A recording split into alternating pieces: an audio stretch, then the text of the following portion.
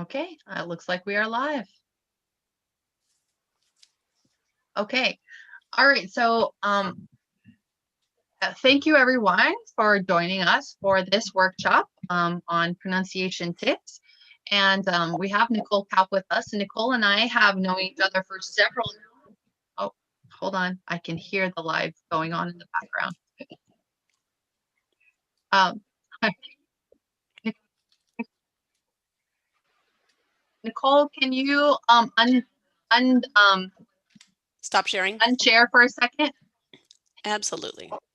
Thank you. All right. I want to not be able to hear the live going on in the background.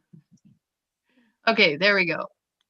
I'm just going to assume it's still going on live. I see that it is. Hear it. I'm like, it shows on my screen, meeting is now streaming live on YouTube. So yeah, I just can't hear it and talk at the same time. So yes, as I was saying, Nicole and I have known each other for several years. We met while she was an English language fellow in China, and I was the Southern China coordinator of English language fellows. So we have known each other for a long time. She's been doing a lot of great things, especially with accent reduction and pronunciation, and working with a lot of students on their pronunciation, as well as teachers on how to teach pronunciation. So I'm really excited that she agreed to be with us today and give you these tips. All right, so Nicole, enjoy. All right, thanks, Gina. I'm going to begin to share my screen right now, and I'll tell you a little bit about myself in just a moment. All right, so the title of the presentation today is Teaching Pronunciation, What to Teach and How to Make It Effective and Engaging. Right. And I am Nicole Kaup, and I'm an English language and communication coach. At this point, I am self-employed. I work with companies and with individuals who would like to improve their pronunciation. And basically, I'm specializing in everything related to oral English skills. And that includes improving pronunciation, teaching pronunciation, speaking with an American accent, developing fluency in vocabulary, meeting skills, presentation skills, interview skills, everything related to speaking English in a more effective way to reach your goals. I predominantly work with people that need English for their workplace, that are looking to maybe move into higher roles, be more visible, or become leaders actually, and get promoted. So I work with a lot of tech people. I work with some people in healthcare, business people, occasionally with the university students, English teachers. So all kinds of different people. I've been teaching English as a second language to adults since the year 2000. And I've really taught people from a lot of places, from, I want to say everywhere in the world, but I'm sure there's still some countries that we haven't, met, but from everywhere. I do private coaching, online courses, corporate training, all kinds of stuff. I have a YouTube channel, which I have about 130 videos on, that I'll share the link for that at the end. So you can go ahead and take a look and hopefully find some videos that can help you with your pronunciation. And you can also feel free to share them with your students and even use them in your classrooms. And I'm on Facebook and LinkedIn as well. And I currently live in Seattle. Seattle is in the United States. And it is on the northwest coast, up by close to the border of Canada. So usually people are more familiar with Los Angeles or New York or even Florida, and they're like, Seattle? Where's that? So if you can kind of visualize the United States, the west coast on the Pacific Ocean, but at the very, very top up there near Canada. I grew up in Southern California, so I have a very standard American accent. Okay, we'll leave it at that. So today's agenda, we're going to talk a little bit about the theory related to teaching pronunciation. So what's important in English pronunciation and how do we teach it to our students? I'm also going to give you an explanation of the different areas that are important in teaching, because a lot of times people assume, well, okay, I'm going to teach my students to say the TH sound or the R sound. But there is really far more to teaching pronunciation than just the individual sounds. So we're going to be focusing more on the rest of pronunciation that you may not have heard about before. And throughout the explanation, I'll give you illustrations of techniques and activities that you can use for teaching pronunciation in an effective and an engaging way. All right, so at the end of this training, you guys, the teachers, will be familiar with what pronunciation concepts should be taught. You'll understand and use those concepts, hopefully in your English, and then you'll have fun and engaging activities for practicing yourself or that you can use with your students. So we have kind of two main goals here. It's for you as non-native speakers to be thinking about your own English pronunciation and, noticing if there are things that you'd like to improve, but also knowing how to guide your students in improving their pronunciation. Okay, I have a lot of material, so hopefully I'm not going too fast. I'll try to slow down, and if you guys have questions, there's only 3 of you, so I'll stop periodically and ask for questions, or feel free to write something in the chat, and Gina, you can notify me if there's a question and I need to stop. And yeah, and then we'll just have you, well, in this case, it sounds like unmuting is probably not the best idea, but maybe just writing in the chat. Okay, we're going to talk about theory. I know theory is not very exciting, but I tried to keep it a bit short and give you just the highlights of what's really important here. Okay, so learning theory. If you're in education and language learning education, you've probably heard that children under the age of about 12 generally will pick up languages on their own. They don't need that explicit pronunciation instruction so much. They just need to be exposed to the language. They need to have a lot of age appropriate, authentic language coming in. And that could be, songs and rhymes and reading books and watching videos at their age. So children under 12, if you're dealing with youngsters, you just need to be bringing in authentic language for them to be immersed in. You want to make the learning fun, keeping affective filters low. So again, if you're in education, you're aware of the affective filter theory. Basically, the affective filter will either let learning in or keep it out. So we want to make sure that filter is low, people are relaxed, they're having fun, they're being entertained, they're not feeling stressed. Okay. So the learner doesn't even realize that he or she is learning. And this goes both for children, but also for adults. You want to make sure the adults are engaged and doing something relevant and kind of enjoying themselves. And that way they're going to learn better. Okay. So when you have adults and children, teenagers that need pronunciation instruction, first they're going to need awareness. Their ears are not tuned in to hear all the sounds of different languages and notice the patterns. At this point, once you reach your teen years, you generally have a filter, a language filter, which your native language is kind of coloring what you hear. So you're not necessarily going to detect things that are different in the new language, in English. So in addition, your older children and adults will need access to native, authentic speech as well, and opportunities for meaningful communication. Or I think in the past, a lot of times education has failed. Language education specifically has failed because it's not been relevant to the learner.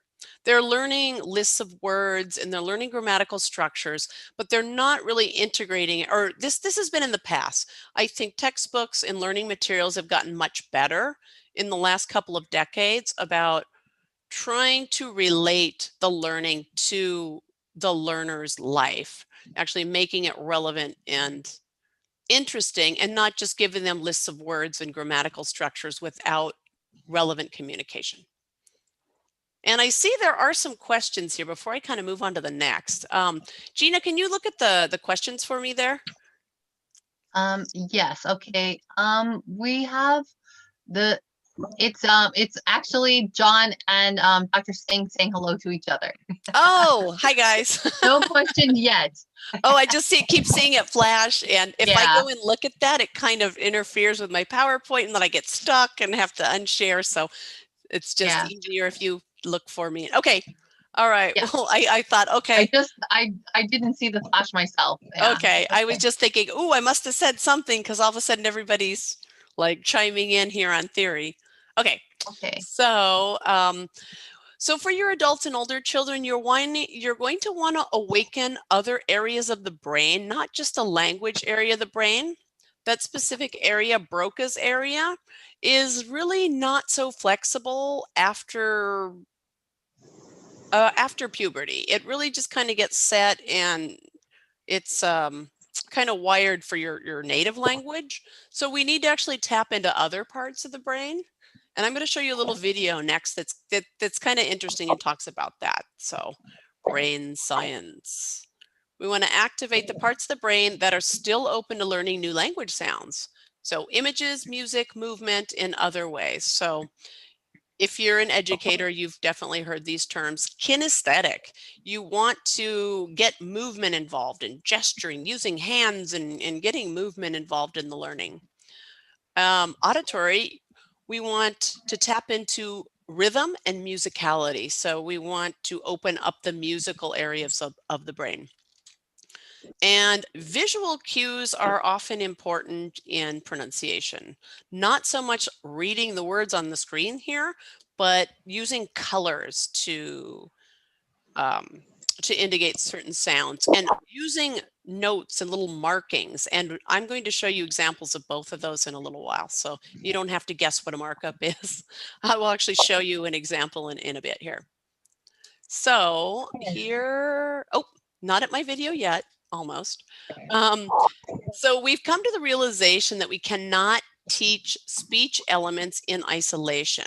So in the past, we've wanted to say, we're just going to focus on a specific sound, TH sound, R sound, V sound, whatever it is. Or we're just going to focus on word stress, or we're just going to focus on linking.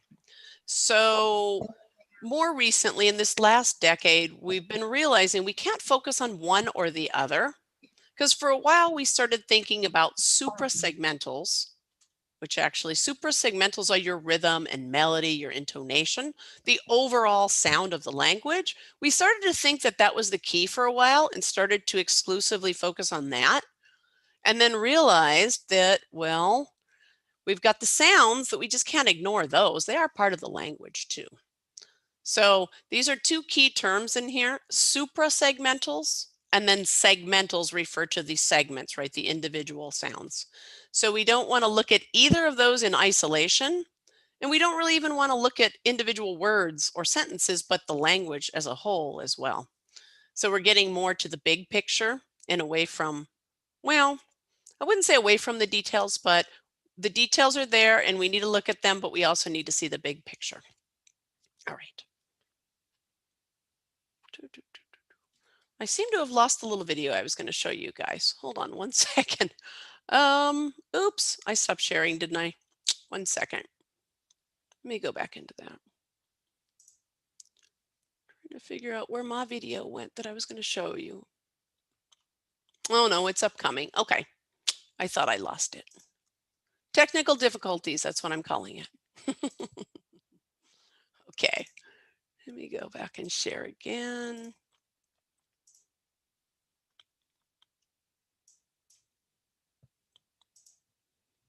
This is live, so right, we're not even going to edit out all the mistakes.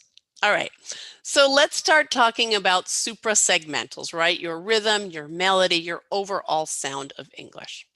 Okay, so some of the different elements of suprasegmentals, some of the different kind of concepts that are included in this idea of suprasegmentals are word stress, sentence stress, grouping words and pausing, linking words using contractions, reductions for that kind of overall fluent, smooth speech, and pitch. And there are some others as well, such as like vocal quality, speed, volume, that sort of thing. And when you're more aware of these elements, especially how we link words together and how we use contractions and reductions, removing sounds, it helps you understand the language better.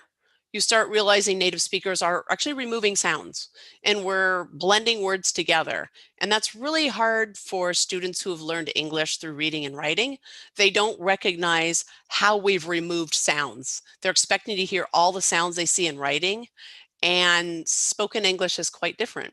So this definitely helps in understanding once you have an awareness of how all of this works. So let's talk about stress first. So if you look at these two words, the question is, are they pronounced the same or different?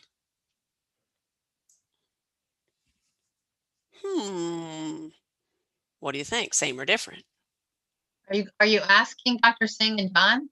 They could answer yes, they could. Yeah. If they are What do you there. guys think? Yes, You pronounce these the same or different? slightly different, I think. Different. Yeah. Different? Different. Yeah. Okay. All right. So they are different, very different. So this really illustrates the importance of word stress. You need to make sure that you know which part of that word is going to be said louder and longer. So the first one, desert. You definitely hear the first part, the DE, much louder, longer. The pitch goes up on that. It just stands out prominently. And the second word, dessert, the same thing is happening, but I'm emphasizing the second part of that word, dessert. And if you put the stress on the other one, you cause confusion for your listener there. In this case, you're changing the meaning. In other cases, it likely just makes the word unintelligible. I just won't catch what you're saying. And that's the most likely situation. I just don't quite get what you're saying and look at you blankly. So here's an example. This word. It has 3 syllables. Opinion. 3, opinion. We'll talk about syllables in a minute and how to know what a syllable is. But do you pronounce it with the stress on, look at the red part. The red part in each of these 3 represents the stress. Do you say it like number 1, opinion? Do you say it like number 2, opinion? Or like number 3, opinion? Maybe you guys can put it in the chat. Put your guess in the chat. Exactly. Write Give out us a 1 or a 2 or a 3. Perfect.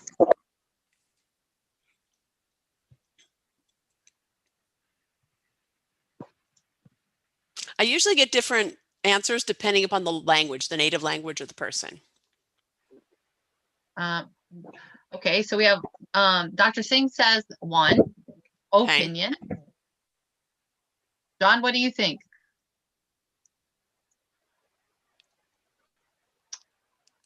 I'm not seeing John's. I know native language, your native language will automatically kind of color your response to this. John, being a native Spanish speaker, is going to say number 2. So kind of, I'm assuming. So Okay. so in this case, he has kind of I guess a benefit of having the same stress pattern for this word as our English, but there are many words that differ in stress pattern from Spanish to English. So it's actually opinion is what an American speaker would say, opinion. And occasionally we do have some difference between what British would say and Americans would say. And that tends to be a lot on words that come from French, where British and American tend to differ a lot. All right, opinion. Stress the wrong syllable, and we probably just don't understand the word. And Gina and I were talking last time. I think we both had experiences with a student where they put the stress on something and we just went. The last time I was talking to a student of mine, and a lot of times I start out with free speech when I talk to students and I just make notes of the things I'm hearing. And he was talking, and he lives here in the US, and he was saying, yeah, I'm really looking forward to when the vaccine's out because then life will get back to normal. And I was thinking, and I was like, right? I just was like, and then I went, oh, I know what he said, right? It was kind of the context of what we were talking about made me realize what he meant. But if it were, kind of out of context, I never would have guessed what it was, right? And the word was vaccine, right? V-A-C-C-I-N-E. And he said vaccine. So actually he said waxin with like a W pronunciation instead of a V. So yeah, this is, I would say, of all the different things that you can look at regarding pronunciation, word stress is, I would say, the #1 most important thing to get right in order to have intelligible speech. It's not the only thing, but I would put it as probably #1 priority. So if you are teaching your students new vocabulary, new words, it's really important that they make a note of where the stress is on those new words they're learning. And they should actually, if they're going to keep a vocabulary journal, notebook, or something else, they really should be writing in somehow the stress, either highlighting it, underlining it, doing something so that they're noting where that primary stress is. That's how important this is. Okay, I see a question. Or just a vote? I was just me. I was just writing vaccine Okay. in the chat. Ah, gotcha. Okay. Yeah. Okay, perfect. So here we need to look at syllables. What's key to understanding word stress is being able to distinguish syllables. Can you hear syllables in English? And the syllables, well, they're like the little chunks of word. But what's... Excuse, Oh, sure. excuse me. Which one was the correct of the opinion? Oh, opinion. Opinion. Go back really quick.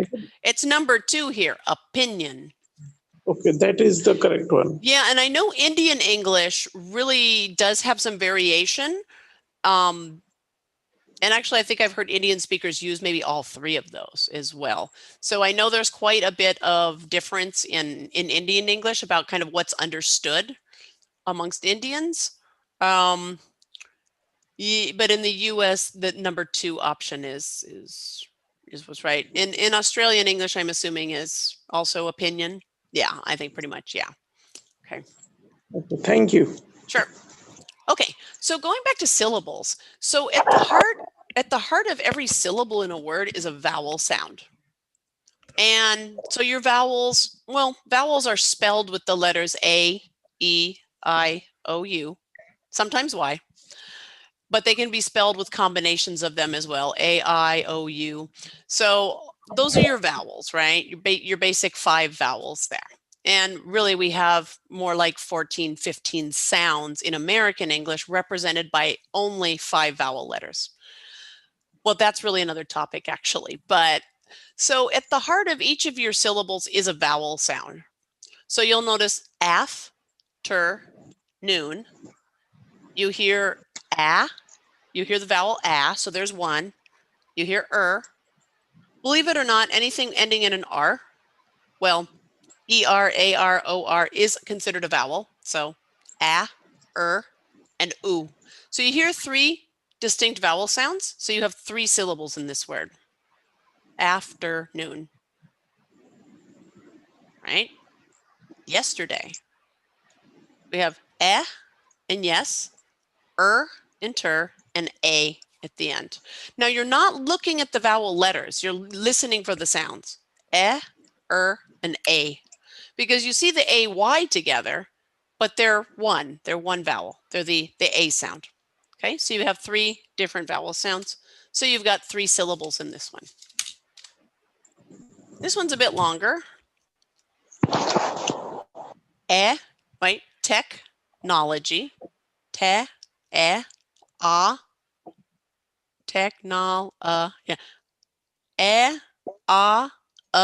And E. You got 4. Technology. Okay, so that's the basis. We need to be able to determine how many syllables are in a word first before we can determine which of those parts are going to have the primary stress. So same word, afternoon. Let me go back to this one. Do you hear your stress on af, ter, or noon? So basically 1, 2, or 3. Af would be 1, ter is 2, noon is 3. Afternoon. What do you think? Stress is on first, second, or third syllable? Afternoon. Can you guys put it in the chat again? If it's a 1, 2, or 3 with afternoon?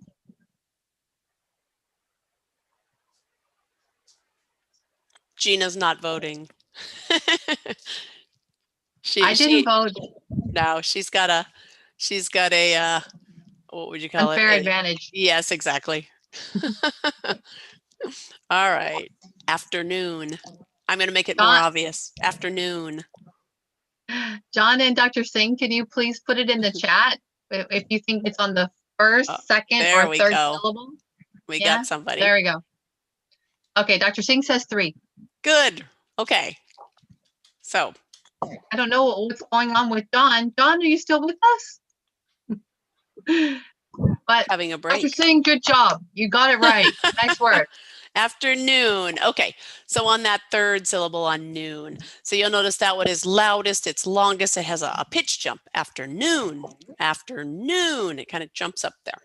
Okay, so this is referred to as primary stress. If you look at a dictionary, an online dictionary, you're going to see a little mark generally above and just before noon to show that that is the stress syllable. Yesterday. Again, stress on yes, ter, or day. 1, 2, 3. Yes, ter, day.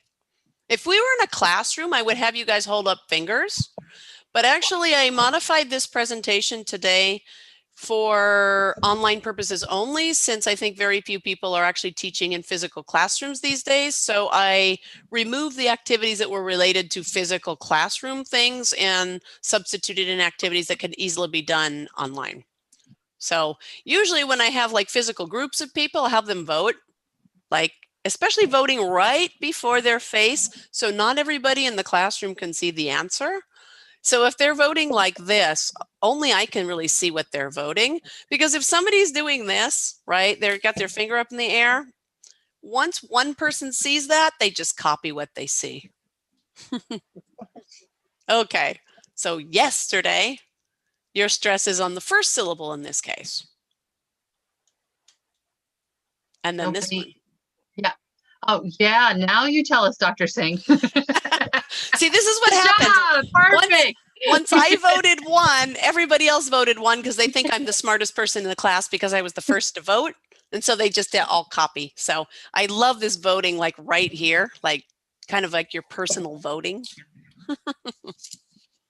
Okay, so Dr. Singh and John, tell us what it is for the next word for technology. Can you put it in the chat? You just heard Gina say it in context in a whole sentence, which is a little bit trickier than saying it as a single word and trying to hear, because when I say it in the classroom, I obviously exaggerate and overpronounce it.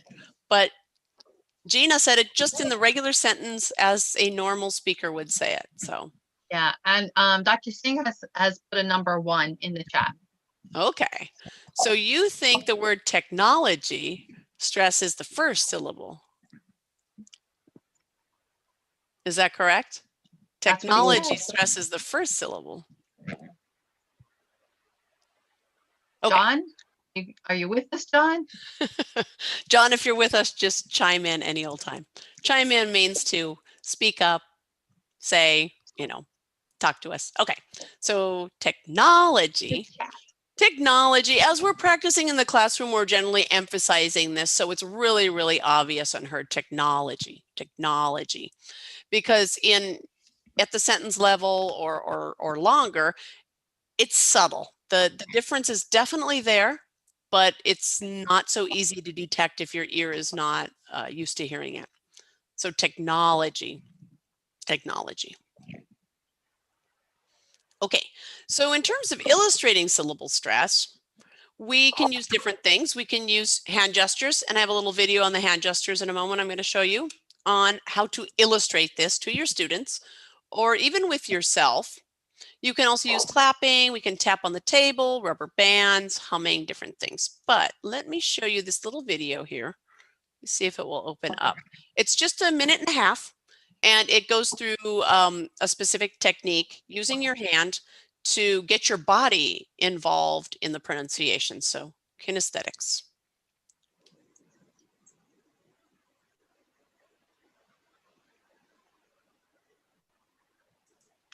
Okay, I don't think it wants, I'm going to have to unshare, I think. I don't think it wants to go in there since we're, oh, maybe because we're live. So.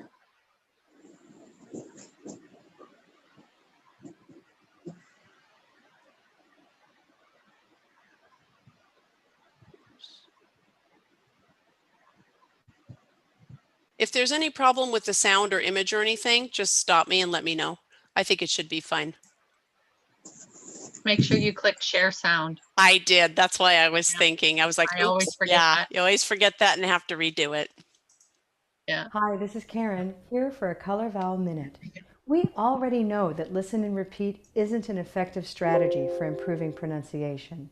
If it were, we'd all be able to speak foreign languages. The color vowel system is here to help, but it's not just something you see, it's something you do. The open hand is a physical cue that trains your brain to succeed with stress. I'll show you how it works and you follow after me. Green tea speak. Green tea speak. Blue moon improve. Blue moon improve. Gray day pronunciation. Gray day pronunciation.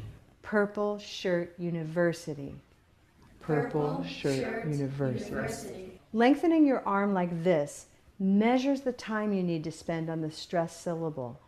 Without the open hand, you're probably spending too little time on the stressed syllable, and this is when misunderstanding occurs.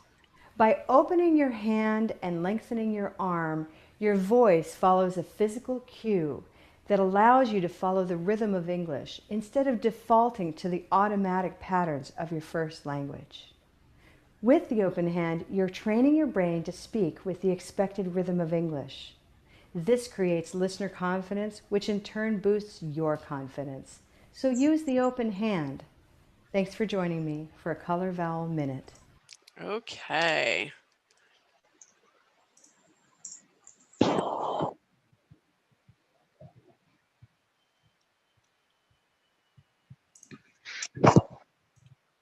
Okay.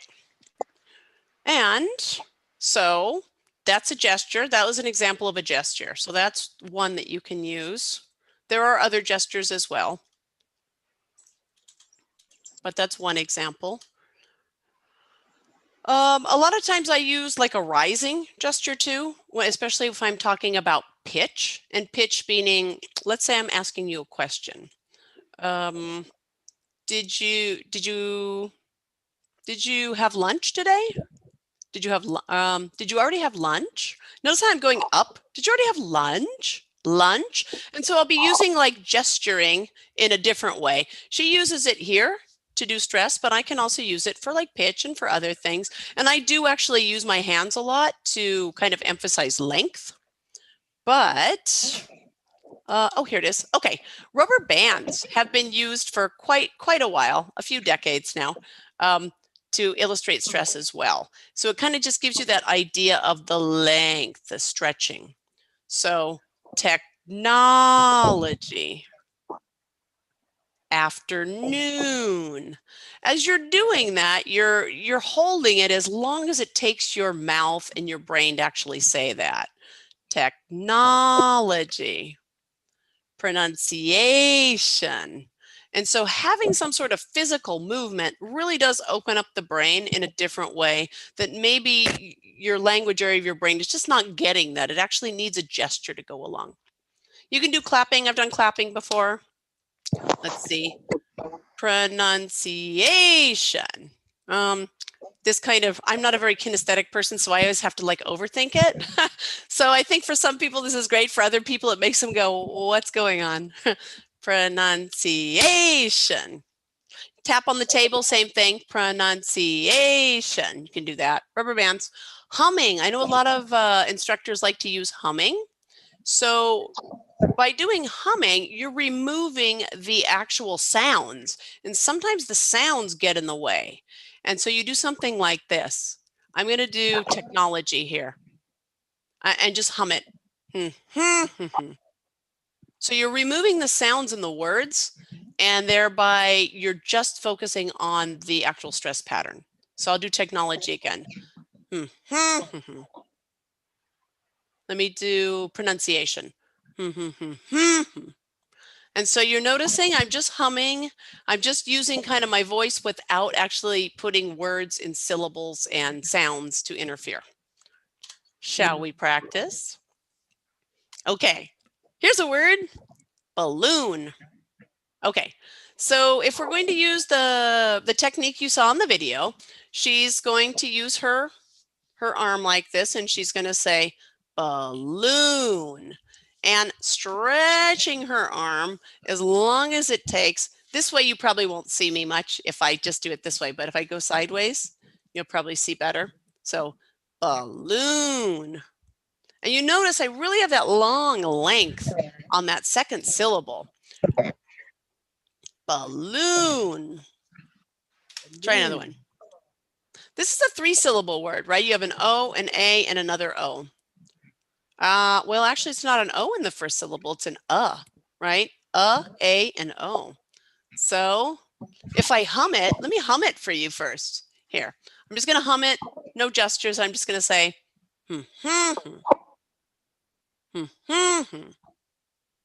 So you guys can do that yourself as well. I can't see you, so I don't know if you're doing it. But yeah, you can do that. Or we can do it with our gestures again. We can do wait, see, this blows my mind. But for a lot of people, I know it works. Potato. Potato.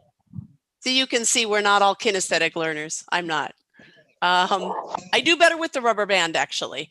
Potato. Potato. And the very fact that I am not kinesthetic, which probably means I'm better with auditory, I'm better with visual, but there are students that are going to be better with kinesthetic. They're going to do much better with movement and gestures and humming and rubber bands and all these things they can touch and move.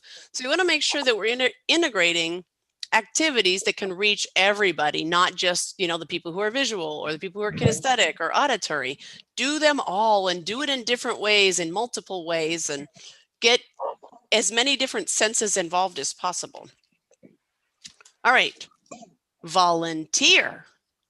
Let me go back to my, well, I'm going to hum first. Let me hum.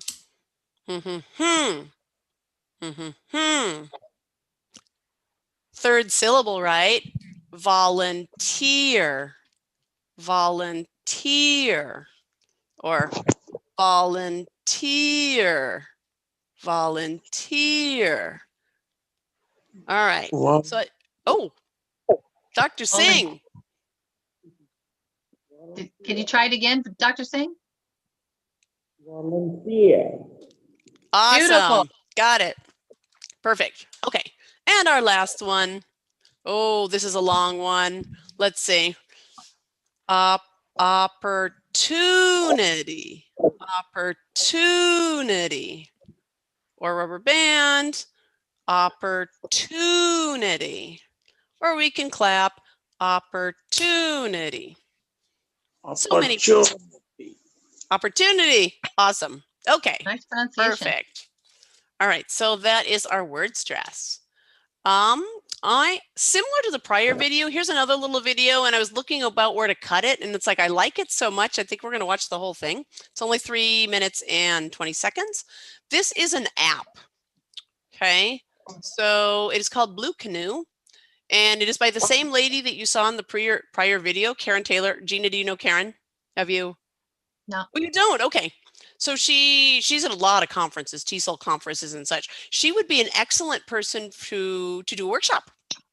Yeah, Yes. she would. I'll have to contact her. She would very much be an excellent person. So Blue Canoe is well, I will just play the video instead of, but I like it very much. It has a free version that is free indefinitely, and it has a premium version that has more words and more games and more things also. And it is also, I know they give it away free for classrooms, and I think it's, I don't know, they've been having some programs where they've been giving it away free in classrooms for a while. So I think that may still be going on based on like the world situation. I think they may still be offering that. So let's go over to this video real quick. We like free. Well, yes, free is good. The free version I think has about 200 base words that it uses in its things, but it's a really good app. So if you really, really like it, actually subscribing is good as well. Oh, hold on. I need to go over and get the other video. Here we go.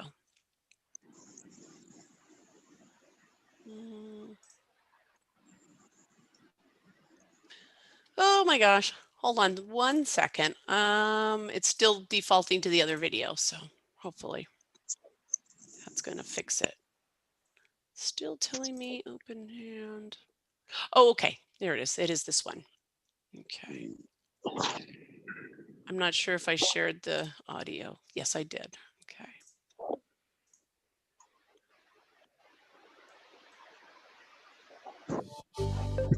Blue Canoe is the most effective way for non-native English speakers to improve their clarity and confidence in speaking English. The mobile app is built on a proven brain-based methodology used in specially trained classrooms around the world. With its patent-pending speech recognition and machine learning, the app's virtual AI teacher provides learners with immediate, targeted feedback that is uniquely effective to reopen the brain's ability to process new language sounds.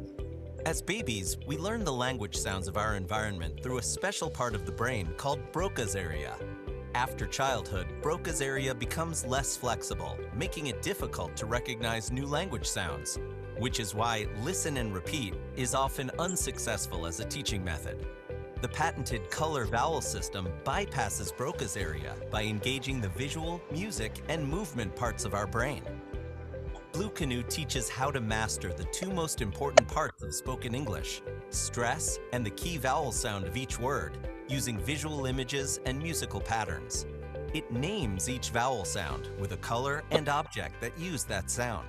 For example, it names the English sound red pepper, and says that incredible is a red pepper word because its key sound is red pepper. Red pepper, incredible. With Blue Canoe's engaging activities and targeted feedback, learners improve their spoken English with just 10 minutes of practice each day. For example, learners will choose a lesson, say a sentence, and get immediate feedback and mini lessons to improve. It must be incredible to see the results of your hard work. You're using the wrong color vowel here. Green tea instead of red pepper. Blue Canoe's content is customized using relevant vocabulary and topics for people of all ages. Learners also improve their pronunciation at the word level by playing the card game Color It Out, where they engage the musical part of their brain by saying words that repeat a single sound. Rose boat, low, rose boat, though. Sort It Out is a game that enables learners to practice, even when they're in a noisy place. As words fall, a player sorts them by their main vowel sound. Higher rounds get more and more challenging. Learners can look up any English word in our pronunciation dictionary for instant and clear help. Red pepper. Recognize. They can watch short videos with valuable tips. Green tea ear. That's the sound in here. Learners earn points by meeting their daily goal and track their progress in their profile. As their clarity improves, their Blue Canoe pronunciation score will also increase. To learn more about how Blue Canoe can partner with you to help your learners effectively. Oops. Okay. I'll go ahead and stop that one. I love that app and my students do too. It is really, really effective.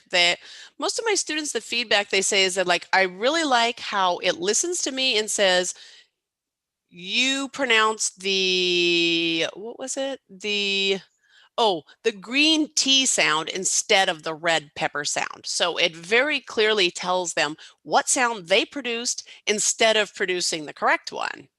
So they've really, really liked that and found that really, really helpful. So. Excuse me.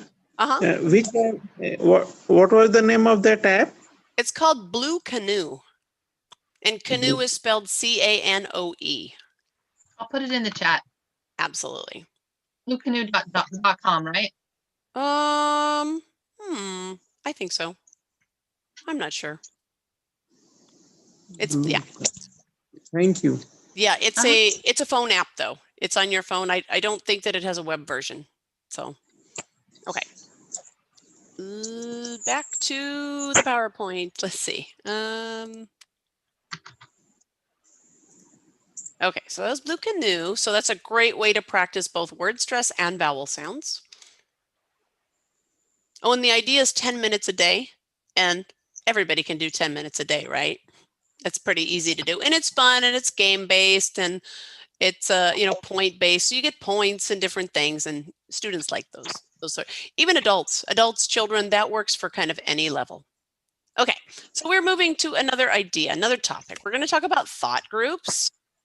Thought groups are important. Basically, the idea of thought groups and pausing are fairly important. And this goes a lot with speech speed. If you speak very fast and do not have enough pausing, it makes it really difficult for your listener to understand. So it's important on your longer sentences to put little pauses in. So the pausing often is as important as the words. If you don't put those pauses in, we kind of get lost. The brain gets overwhelmed and we're kind of unable to process too much at once. So longer sentences are split into groups when speaking. And you'll notice longer sentences are split into groups in writing as well. We use commas, we use other punctuation to kind of break up sentences. But, well, in speaking, we are going to have more breaks than we would have in writing. So our groupings tend to be about 4 to 7 words long, and that can change a little bit. We could have a little bit more, a little bit less, but kind of the tendency is to go about 4 to 7 words.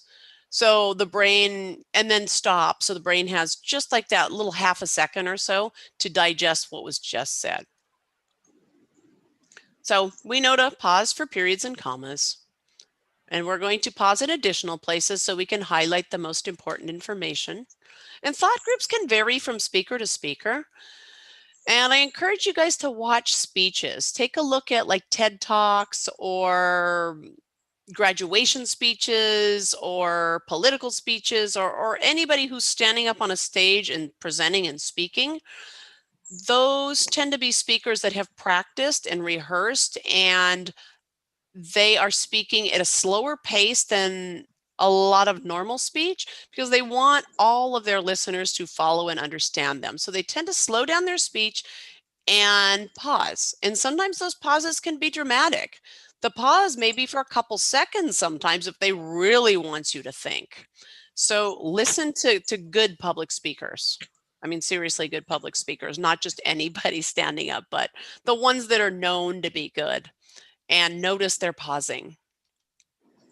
Okay, there aren't specific rules for where to pause, but there are some guidelines. You'll definitely want to pause, well, obviously at commas and periods, but you'll pause in places like where there's an and, a but, a since, because where you're connecting two clauses together is where natural pauses might fall, where you have like a that, a who, a which.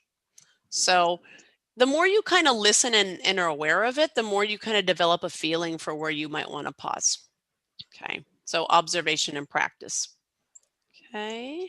Oh, here's a little bit of practice here. These are riddles. So riddles, well, I'll just ask you. We won't explain what a riddle is. You probably know. So it's kind of like a little joke. They come out at night without being called and are lost in the day without being stolen. What are they?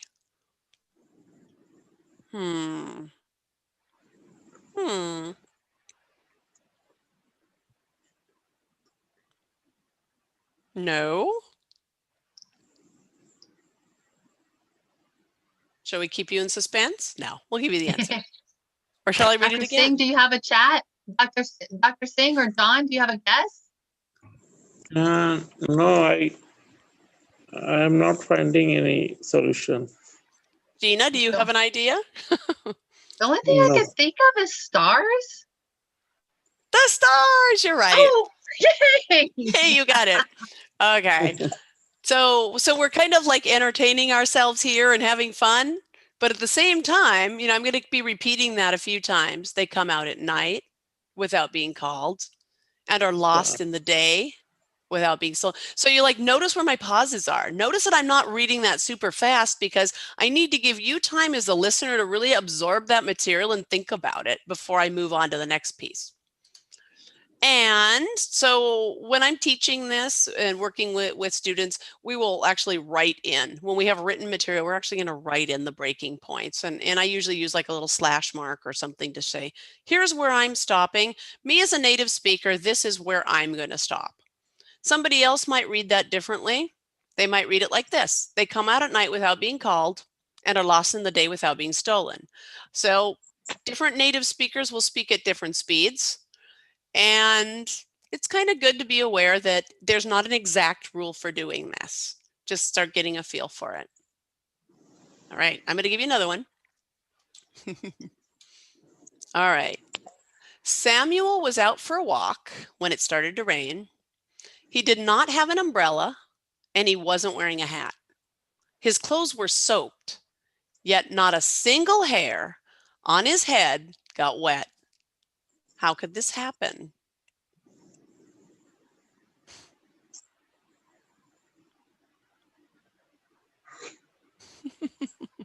I have to laugh because I know the answer. Any guesses? You guys have a guess? John? Dr. Singh? Can you guess? No guess? No thoughts? No thoughts? Any ideas? Is he I bald? think the person is bald. You got it. You got it. You got He's it. bald. Yes. He's bald. Okay. So you notice all my pausing in there. I paused in a lot of places, right? In a lot of places, there's no written pause. There's no comma there, but I'm like, oh, these are two clauses, right? Samuel was out for a walk and then it started to rain. Those are like two sentences that can stand alone that were combined with when. So there's a natural pause point because those were truly two sentences that came together. So an obvious pause point. There's a comma after umbrella. That's an obvious pause point. Period, pause point. There's another comma, soaked. And then I kind of slowed down that last part just to really emphasize it. His clothes were soaked, yet not a single hair, right? This is my choice as the reader. Not a single hair on his head got wet. Or you can read the whole thing. His clothes were soaked, yet not a single hair on his head got wet. It's not quite as effective actually without the pausing. If you notice, it's a little more dramatic. When you're telling a story, you want to be more dramatic and you leave your listener really wanting to know more. So that is thought groups and how they work. So make sure you put in your pausing in your sentences. When people are having trouble understanding, you slow down and pause more. All right. Follow up, you can have students choose their own favorite riddles from a website or even make them up if they're really creative. Bring them to share for the class, tell their friends, their family, everybody tell riddles. Kids love riddles, so this works well for children. Could work with adults too. With adults, this is what I do. I have them mark up their materials. And this is actually from yesterday. I was working with a student.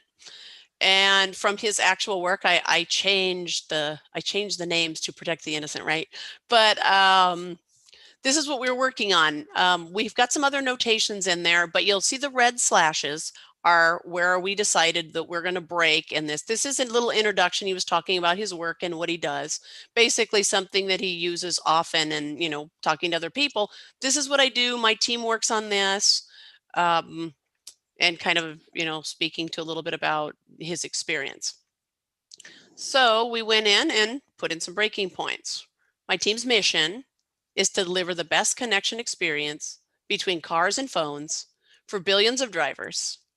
Actually, for billions of drivers. My pitch was off there because I was like, I keep going, but okay, that's another subject pitch. When drivers get into a car, it should just work.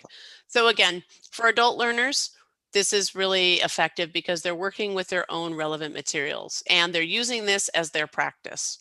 And I actually record this for them so that they can hear me and not use the visual. The idea is after a while, we want to remove the visuals or they will never get the sound right because they keep relying on their eyes to tell them pronunciation.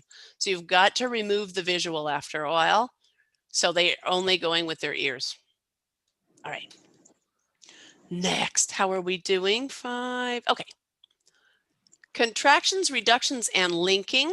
I'm lumping those kind of all together because, well, we're removing sounds and we're putting things together. They're sort of related. They're all slightly different topics, but sort of related.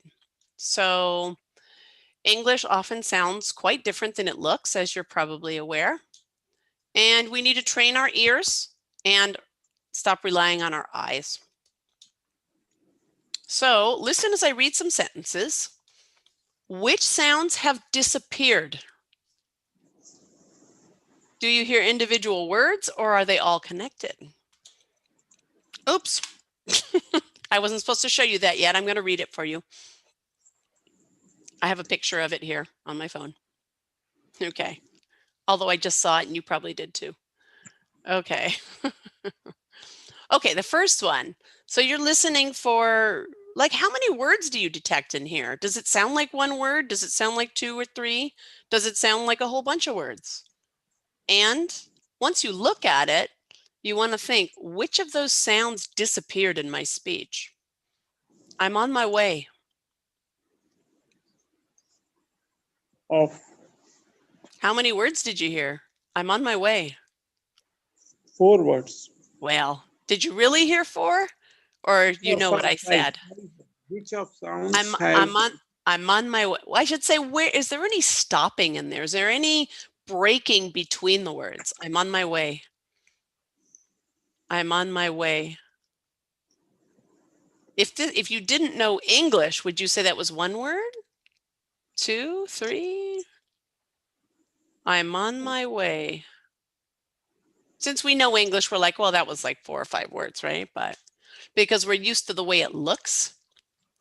So I'm, right there, I contracted the I am and I removed the A, right?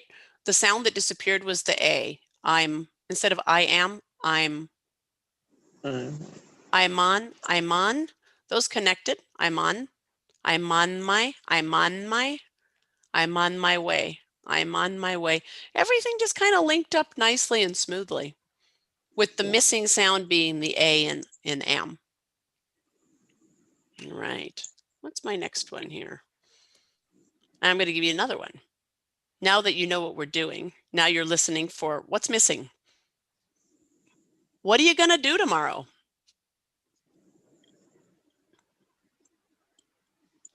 What are you going to do tomorrow?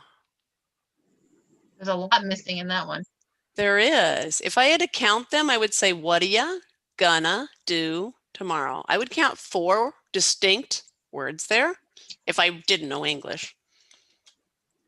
What are you? What are you? What are you? Gonna. What are you going to do?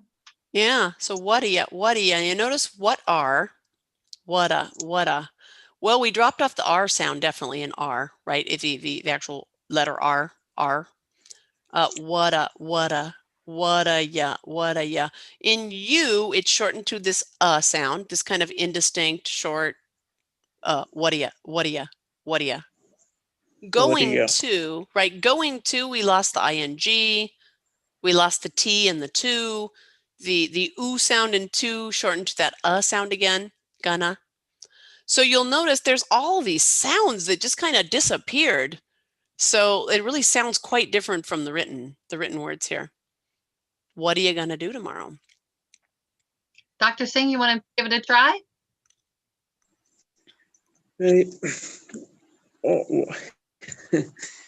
It's difficult, madam. That's okay. Why we practice. Merging the words, now that is difficult for us to speak. I think the difficulty is removing the visual from it and just relying on your ears. What are you gonna do tomorrow? What are ya? What are ya? What are ya? What are ya? Yeah, what are you gonna? What are you gonna? What are you gonna do tomorrow? What are you gonna do? Oh, the tricky part here, do tomorrow. So There's something in addition. Our T's in American English will soften.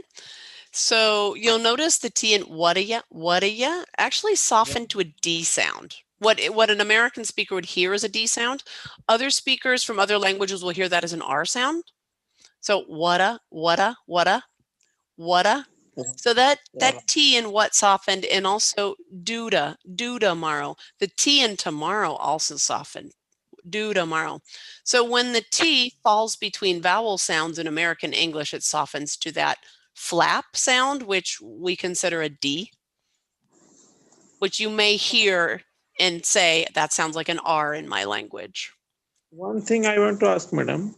Sure. In the American English, the spelling, I think spelling is also changed in concern to UK English, I think. Yeah, British spelling is a bit different than American in some way. Like the word organize, we spell with a Z, they spell with an S. Color, we spell C-O-L-O-R, they spell O-U-R. So minor differences that are very easily understandable if you see it in writing. But here in the tomorrow, what should be the spelling in the US? For tomorrow? Same. That's Tomorrow's the same. Spelling will be same or it will change? It's the same. Spelling's the same. But you'll notice that American English will pronounce the T's quite differently than British English. The T's are very firm and crisp in British English. They would say, like, water. Water is a really common when I hear non-native speakers living in the US. They very often have a really hard time with the word water. They ask for water in a restaurant. They say the server did not understand me. They could not understand what I was asking for and finally brought me coffee. I mean, and I've heard that more than once because they say, I want hot water. And the only thing the server understood was hot, and eventually they gave up and brought them coffee because Americans don't tend to order hot water in a restaurant, so it's not a request they're used to hearing. So if they heard hot, they assumed it was coffee. So water, you'll notice the T is not, what. Like in British English, what. What. Gina, you could probably do this better than I can. What? Oh, that's Aussie, right? Is that Aussie? Oh, that's Cockney. British, That's Cockney. What? I'd like a jug of water. Okay. Well, that sounds more kind of Cockney where they have the glottal stop for the T. But I think in more of a British received, it'd be more like water. Water. Well, a very firm water. Yeah, some water. Exactly. There we go. And American is water. So you'll notice there's quite a difference there. And if British were to say it's hot, well, Americans would say it's hot and wet today. Where you notice the T's almost kind of disappear, hot and wet. They're very slightly hot and wet. British would say it's hot. It's hot and wet. Very firmly pronounced T's. So that really kind of trips up people, the T. It's very noticeable. They ask about it a lot. Like, that's not a T. What happened to the T? Oh my gosh, it went away.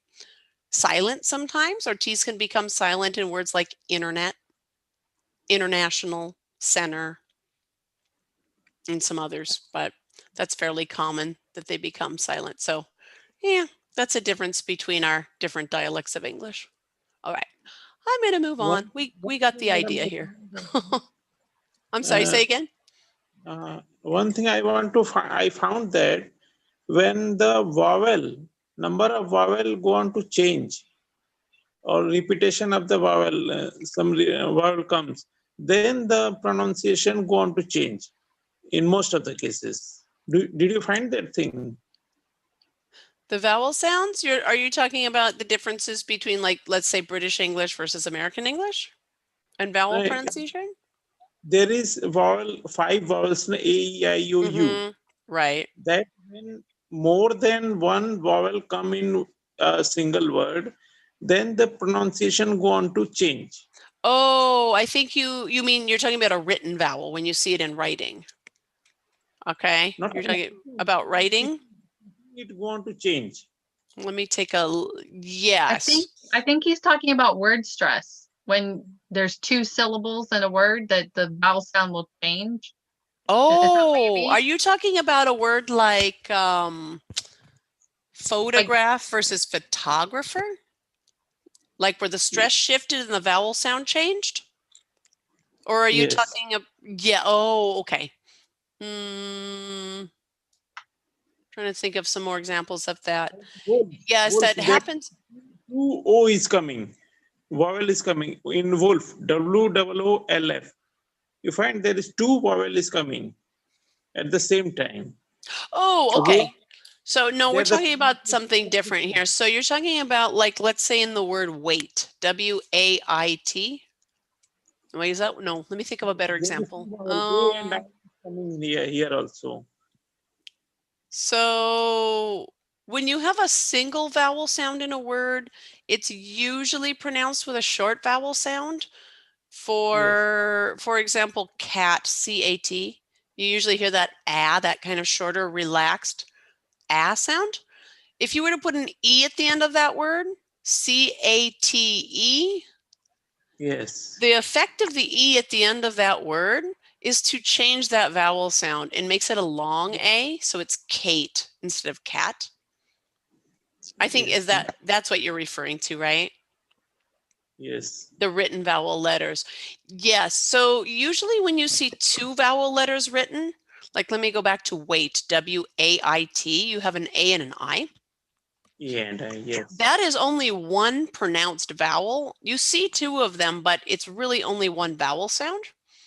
And it tends to be our long vowels. Wait, wait. It's that long vowel sound. The long vowels are the ones that have the same pronunciation as their letter name. So A, E, I, O, U. Those are usually spelled with two vowel letters in writing.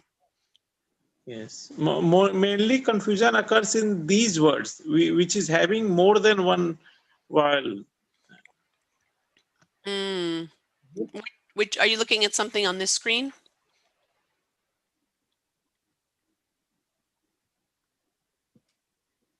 Dr. Singh? Yes, madam. Did you mean one of the words on this screen here? Like should. O-U is coming. Oh, U also. O and U is coming in U. There are a lot of our most common words, like the highest frequency words, are exception rules. They don't follow our normal spelling to pronunciation patterns. Like should is really an exception spelling. I mean, should, could, and would all have that same spelling, but usually that sound is usually spelled with two O's, like the word book or foot. That's the most typical spelling for that sound you're hearing.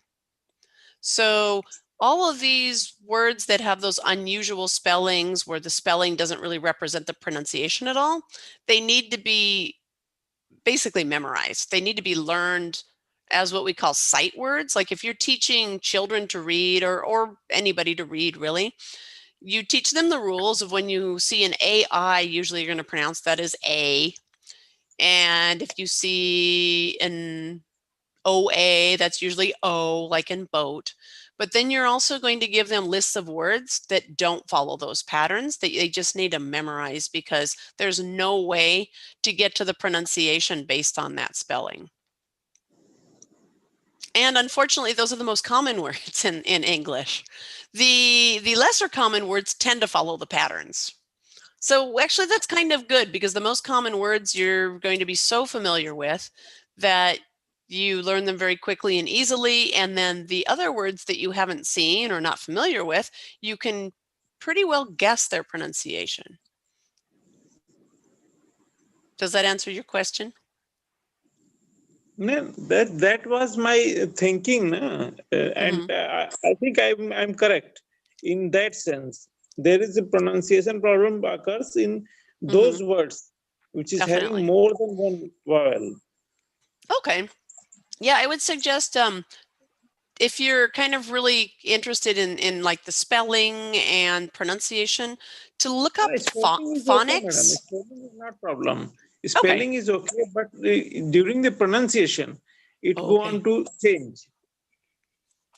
Okay. Tomorrow is having 3 O. there also the pronunciation going to change. And unfortunately, all 3 O's in tomorrow are pronounced different. Yes. All 3 of those are pronounced, as is the to and do.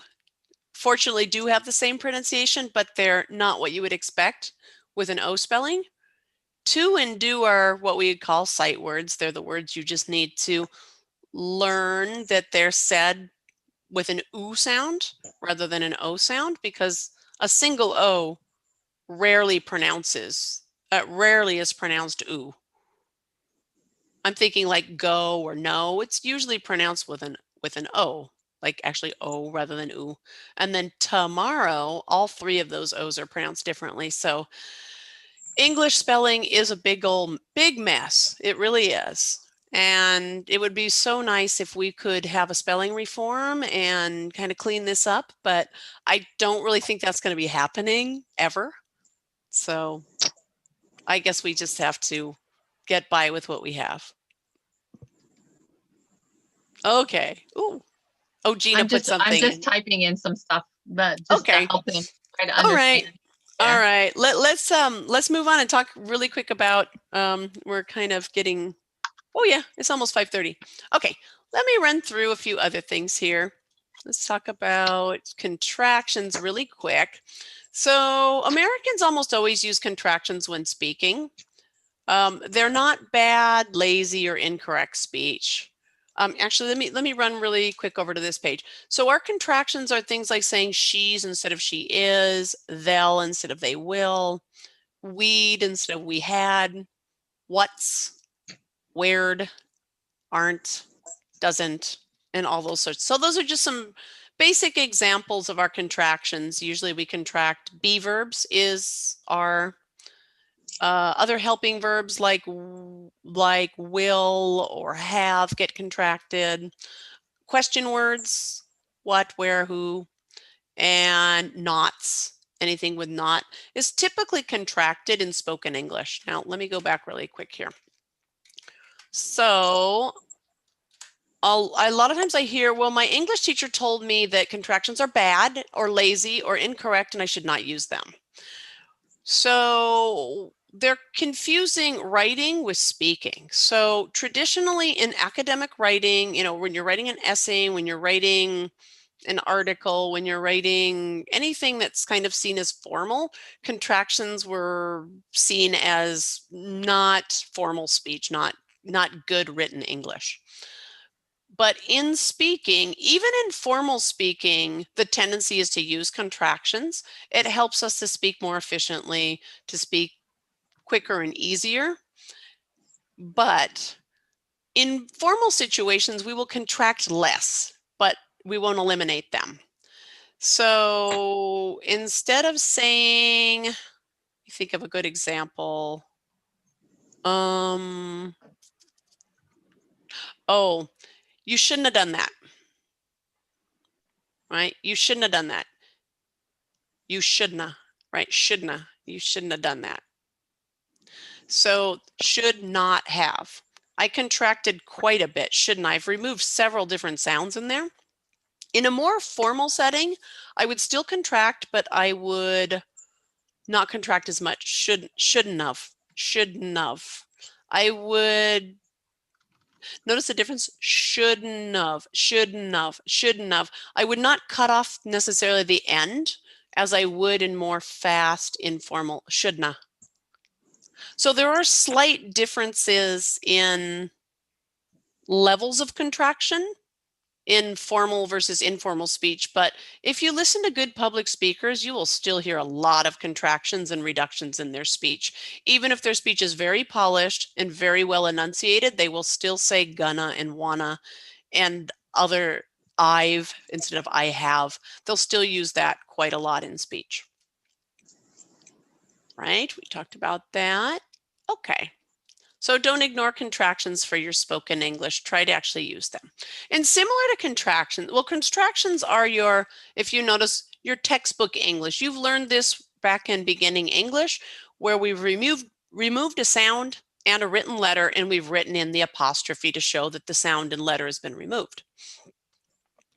So reductions are similar to that, but I used to say they were rarely seen in writing, but really language has changed a lot in the last 20 years, and what you never ever saw in writing before, you do see in writing now. You see wanna. If you're watching a TV or a movie, you see wanna written on your screen instead of want to. In song lyrics, and even some song titles I've seen wanna in there. People text each other and they write wanna instead of want to.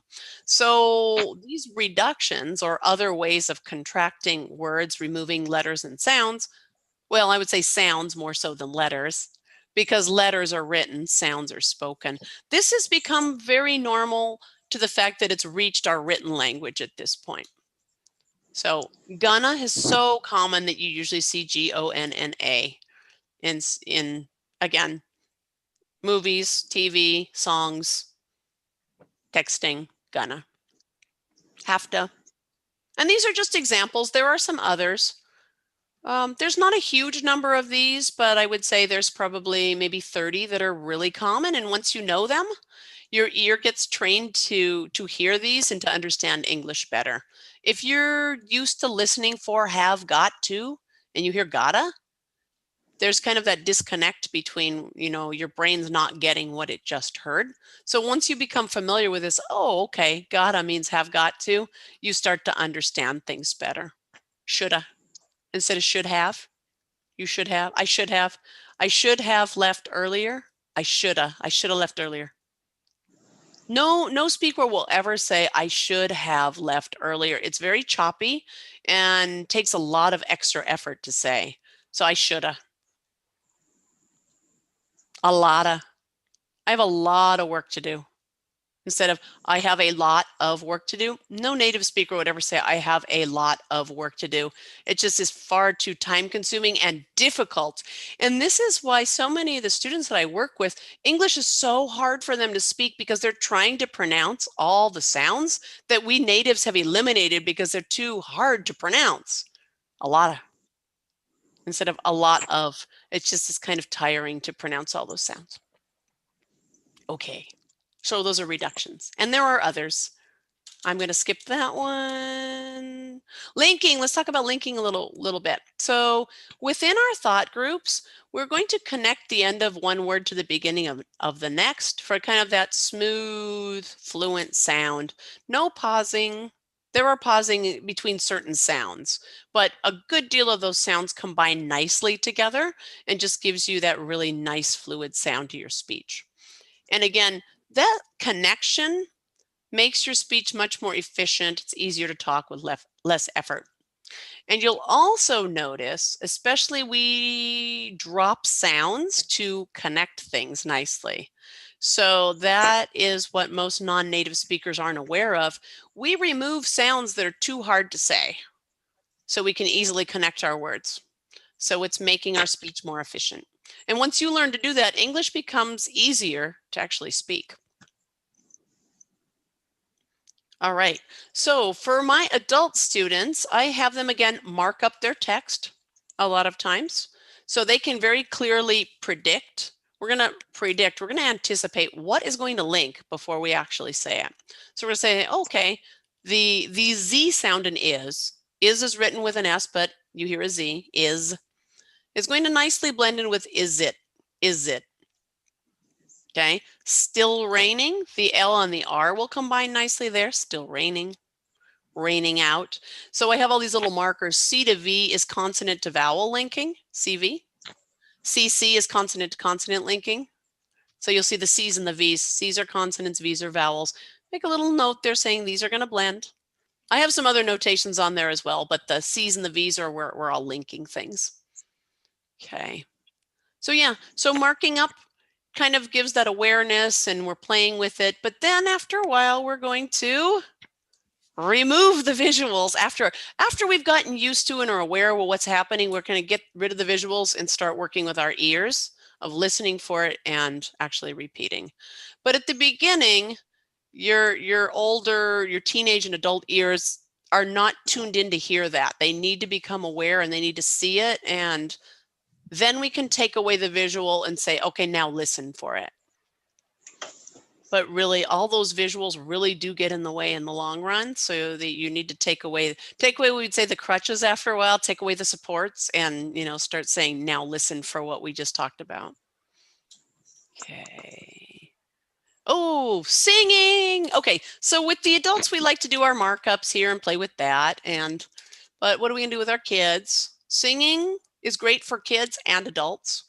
And studies show that singing is really effective in improving pronunciation in an enjoyable way. So basically, you're not thinking about it. As long as you like the song, you're just going to have a good time. As long as you're not focused on your singing voice or anything, which adults tend to be a little over-focused on. I can't sing, it's embarrassing. So, which obviously you don't need to sing for other people, but the thought is, like, if you're driving in your car, you can sing for yourself. Nobody will hear you. Maybe if you're in your shower, you can sing for yourself. Maybe if you're home alone, if you're walking in the woods, on the beach, wherever, you can sing. Well, maybe. Don't be shy. A lot of my adult students are shy to sing, but I don't know. I think it works wonders for pronunciation, and you don't really even need to think about it. Excellent for whole language. And you can also give your songs a specific focus. You can focus on specific suprasegmental items. You can also focus on specific sounds if you want. I'll give you a few examples here in a second. So you'll want to find songs that are easy, but that you love. So things that are slow enough that you can easily hear the words. Some songs are just mumbled and difficult to understand the words where the native speakers can't understand the words. So not ideal for practicing. So again, you can analyze the song before singing if you want, and you want to specifically focus on a certain element of pronunciation, but you don't have to. You can focus on linking, reductions, contractions, and actually analyze and mark if you want. You can focus on a certain sound that's repeated a lot in a song if you want. You don't have to. The idea is to match the singer's intonation patterns exactly. So you want to match their linking, their reductions. You want to match their speed, which means that you need to include your reductions, contractions, and linking, and actually pause in the same places, go up where they go up, down where they go down, basically match them as if you were the singer. So here are some that I've used before with students. The song Home by Philip Phillips has a lot of L sounds in there, lots and lots and lots. And L can be really difficult for a lot of people, especially the ending L's, okay? Those dark L's and syllabic L's at the ends are really tricky. The song Daylight by Maroon 5 is really good. It's, you know, linking, reduction, contractions. It's got all kinds of things that you can notice in there. And then this one, look at the title of this song.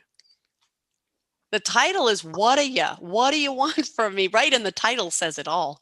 And it's fairly easy to understand. And both Maroon 5 and Adam Lambert are fairly popular with young people. And yeah, obviously you want to watch out for some of your songs, make sure they don't have, you know, lyrics that are, you know, offensive in any way. But, you know, take a look at those earlier. But anyhow, these are great with younger learners because they know the artist, they know the group, they're familiar with it, and you know, kind of motivates them a bit more than something, you know, the Beatles or something, which they're going, oh God, not that again. I don't know why the teachers keep resurrecting the Beatles over and over again. It's like, yeah, that's kind of, you know, what are we, like 60 years back now? So not that you can never use those, but they're kind of overused, I think, in classrooms. Okay, encourage students to sing every day with their favorite songs. Again, we want to open our brain, open the music, I can't even talk. The musicality and rhythmic part of your brain, open that part. It's different than the language area of the brain, and you will see wonders in pronunciation. Karaoke apps work well also. I know there's some of those out there as well. There used to be a really good one that was like karaoke competitions, but it kind of disappeared. I think Gina used that one as well, right? In China, and then it just disappeared, and I don't know, I think it lost its rights to the songs or something, but that was excellent. They'd have competitions and all kinds of stuff. But I know there's still some apps out there that you can use the apps. Okay. I like lyrics training. Lyrics training? Yeah. Okay. Yeah, that one. I don't know if have you tried it? I have not tried it. I'll write that one down myself. Lyrics training. I'm going to put it in the chat. Okay, that's good. It's really good that, you know, as educators too, that we share the resources that we've found that have been helpful for our students, because I know I learn stuff from, you know, all the time when I talk to other teachers. I'm using this one, I'm using that one. And so even my students have come up and told me this app is really good. And I'm like, oh, great. So it's great to share with other people, and we can compile a nice list of things that are working well.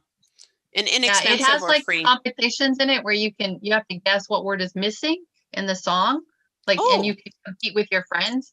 And then also has a karaoke version where you can just sing along. Nice, perfect. All right, let's see.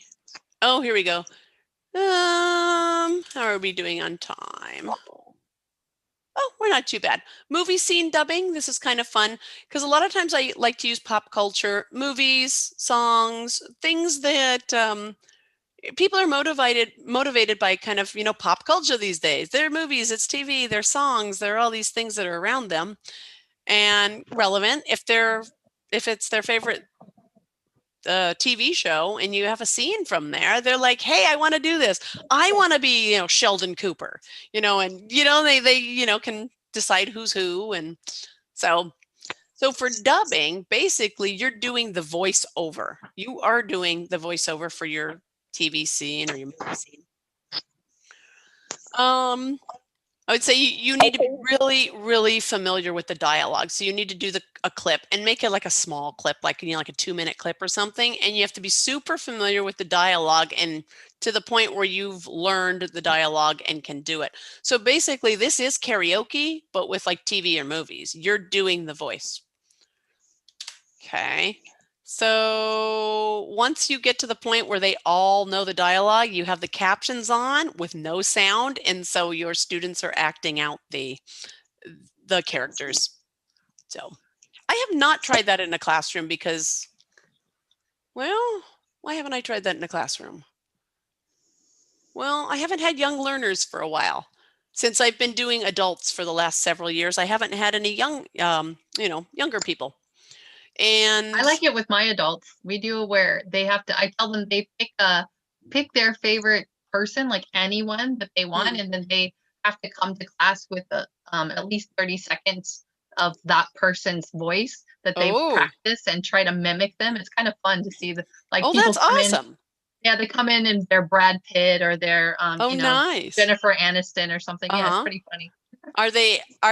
Are you guessing who they are based on their performance, or sometimes we try, but most of the time we just compare, like they show the clips that they used, and then we compare how well they mimic them.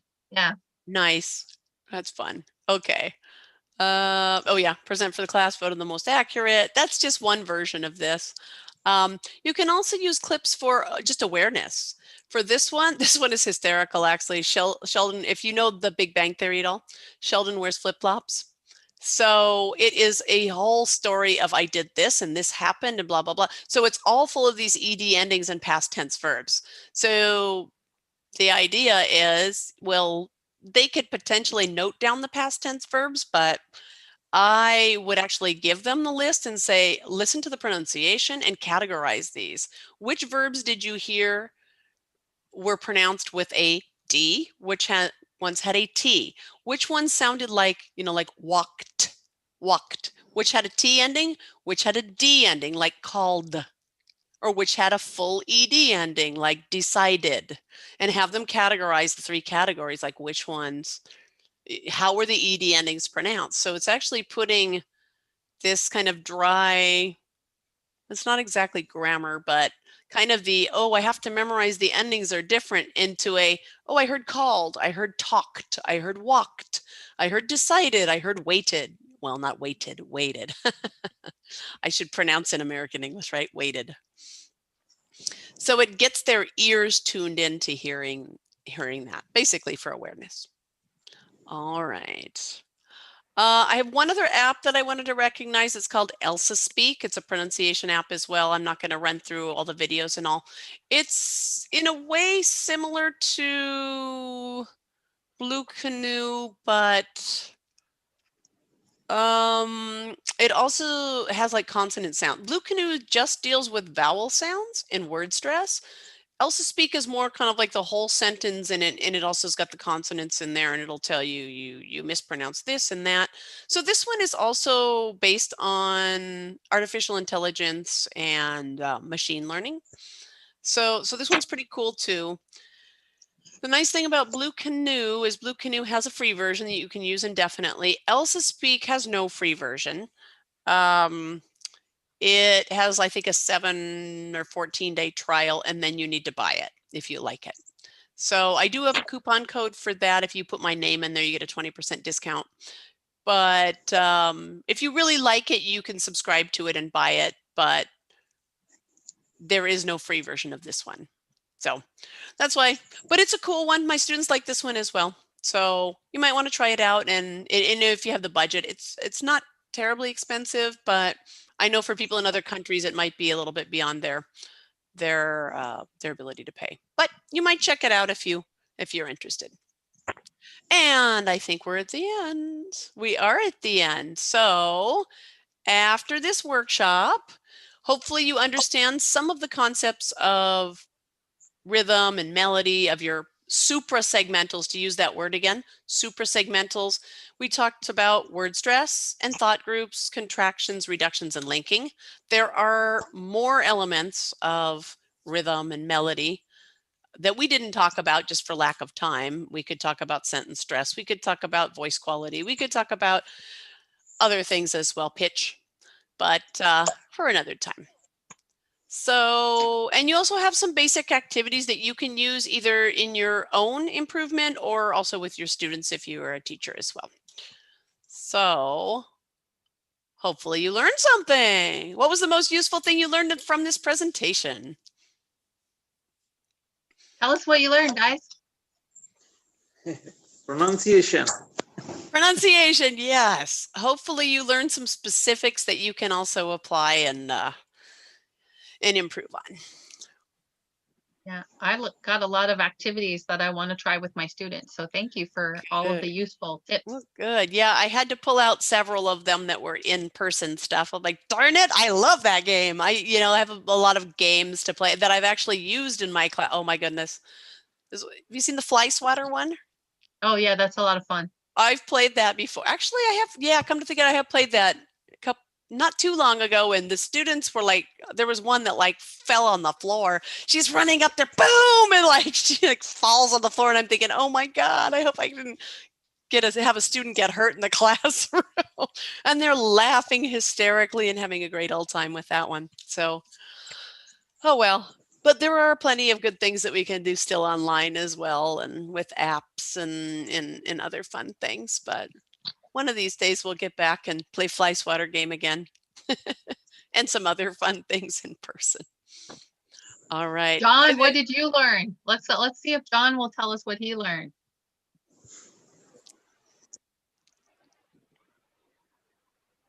He may not have probably audio access, but he might be able to type. I asked him the question in the chat. Yeah, I've been chatting with him a little bit. Oh, he has actually written in the chat. Make sure he's still here. Yeah. He is there. Yeah, okay. So, awesome. Yeah. Well, good, So John. I'm glad that you're chat. here. Okay. I'm glad that you've stuck Like, around for the whole presentation as well. So, but he hasn't replied yet. Okay. Well, this is the moment for you to think of, what did I learn? What did I learn before you forget? Because as soon as we tune out, then we're like, we forget it all. Unless we make, a real note to, I'm going to use this. This was really cool. I'm going to check this app out. I'm going to, practice this specific thing on my own, take your little notes. So I've been taking notes. Well, Gina, what was the most useful thing you've learned from the presentation? Well, what I wrote down was the Youglish.com, and I also wrote down about the Sheldon Wears flip-flops. trying to find interesting ways to teach those ED pronunciations. So those are the two things that I jotted down that I want to use with my students. Cool. Oh, that one is funny. Oops. Big Bang is in a lot of the instances, I don't think it's the best TV show to actually learn English with, because if you're familiar with the show, sometimes the language is a bit non-typical, right? So it's not always the easiest one. There are definitely better shows for just regular banter and, conversation. But that one, it's funny and people, like it because of the humor. But I think a lot of the language kind of goes beyond people.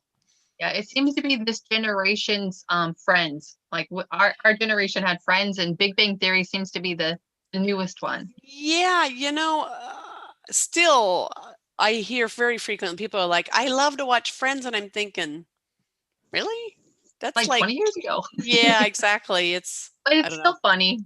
Yeah, it is. But that's true. All right, let's see. About my YouTube channel. So I've got a ton of videos, I think about 130 at this point. So I have videos on a lot of the things we talked about today. I have videos on word stress, on thought groups, on reductions and linking and all those kinds of things. I have a couple that are called Smooth English. So it's kind of, as you can see on the screen there, how's it going? I have to go to. It's a lot of the mix of we're linking, but we're also reducing and using contractions and kind of that almost super common expressions that have become almost formulas for a native speaker. How's it going? We never would think in our head, how is it going? We would never even imagine that those are 4 words. The native speaker is just going to say, how's it going? Right? It's become kind of a formula because it's so commonly said.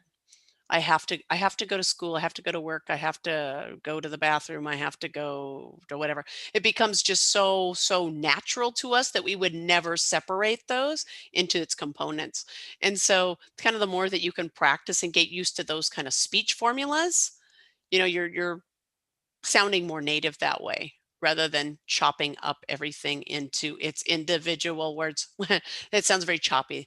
So that's a good video, as well as all the other ones. I listed the intonation playlist, and we can send you these links afterwards as well. The intonation playlist has, all the topics kind of from today. Other playlists have vowel sounds, like lots of different vowel sounds. There's consonant sounds. There's, oh my goodness, I've got some number videos. I've got some small talk videos, a variety of different things. So check out the YouTube channel and feel free to use it in your classes too. All the videos there are Creative Commons licensed, so you can use them in your classrooms and you can use them for yourself too. So I think that's all I've got there. You can find me at English with Accent Coach Nicole, or just look up Accent Coach Nicole if you don't have the link. Yay! And then I'm also on LinkedIn and Facebook and those different things too. So. Another thing, John has said that he learned a lot. He put it in the chat, and that he likes to practice with Cambridge English. Okay. Practice in what way? I think there's a website that he uses. Is that right, John? I use the Cambridge Learner's Dictionary a lot. Being that it's a learner's dictionary, it's definitely got the pronunciation where you can see it written in phonetic symbols. You can hear it in both American and British. And it has things listed like collocations and lots of examples. And Cambridge Dictionary is one of the better ones that I do consult a lot. So yeah. I don't know Cambridge I know they have textbooks and other things as well. He didn't mention it. He says, I always practice with Cambridge. Maybe, John, are you talking about the dictionary? Oh, maybe perhaps there's an interactive website as well. There are so many materials out there these days. It's hard to keep up, really. Things come out constantly. Yeah. Hopefully he'll clarify in a chat in a second, but yeah. Okay. Well, great. Thank you so much, Nicole. This has been fabulous. And I hope that our participants learned a lot, as well as the people who are watching on YouTube Live right now. So yeah, hopefully they learned a lot. Before we go, I wanted to make sure that people know about the upcoming workshops that we have. And so I'm going to share that with you very quickly before we go. We have the next one. Beth Trudell. I've done, Yeah. she's done teacher training for us before when we were in China. Yeah. I don't, were Yeah, you that's there? where that's where I Okay. met her the first time. But yeah, she did I interviewed her, I think the week after yours was Beth's interview. Okay. Yeah, and so she's got a workshop coming up. The next one coming up is with another former fellow. He was a fellow in Ethiopia, and he's going to be talking about enhancing student learning in multi-level classes. And so he'll be presenting at 11 a.m. GMT on December 2nd. And then Beth is coming up, and I've adjusted the time because both of you and Beth, I interviewed you before daylight savings time had changed, so the time changed. So that was kind of the issue we had today. So I changed it I tried changing it to the correct time, but that was going to be midnight, which then confuses everyone because the date would change. Exactly. So I changed it to 11:55. Yeah. So it's going to start almost at midnight GMT, but at 4 p.m. for her. So the same time as yours. But yeah, so I adjusted the time so we don't have the same confusion that we had with yours today. Exactly. But yeah, so she's going to be presenting that on December 4th. And then we have Armin is going to be teaching us about how to use Padlets on the 5th at 2 p.m. GMT. And then Laura Connor, you remember Laura? No. She's in Mongolia. She's in Mongolia. Maybe I see maybe Kelly. She was there the first year. Yeah. Picture. Yeah. Yeah. I think maybe we went to I think she was in Mongolia the year before you arrived in China. Okay. So yeah, so she was a fellow in Mongolia, and she's going to be talking a lot about vocabulary and how to teach vocabulary with your students. And so lots more things like than this. And then a friend of mine in LA is going to be teaching us about how to start an English club, or if you're in the States, how to start an ESL club with your students. And so she's going to talk about how she and her colleagues started their club in LA. All right. And then I always like to plug these two teachers interviewed me on their podcast. So if you haven't listened to Inspiring Educators or Armin's English Language Fellow podcast, you can find my interviews there or listen to their other Mine episodes. too. Armin that's right. Also interviewed me. Yeah. Interviewed you too? I think the week before you, actually. Yeah. I was the one who suggested you. I told him to talk to you. Yeah. It's yeah, your interview was really good. I listened to that. That was cool. Cool. Thanks. And then yes, just thank you guys who are participating in these workshops and telling your friends and spreading the word about TTLT. That's pretty awesome. And now TTLT is funded by a nonprofit. So we're now officially a nonprofit. So if you want to donate to TTLT, it's a tax deduction. Yay. All right. Okay, so these are all the places that you can find TTLT if you are wanting to learn more, to watch our podcast, listen to our podcast and watch our videos, and join our Facebook group or follow us on Twitter and Instagram. So there's lots of different ways that you can find TTLT and stay informed about what's happening. And on the website, there's a workshop page, so you can see the latest workshop schedule, so you can see what's happening on TTLT.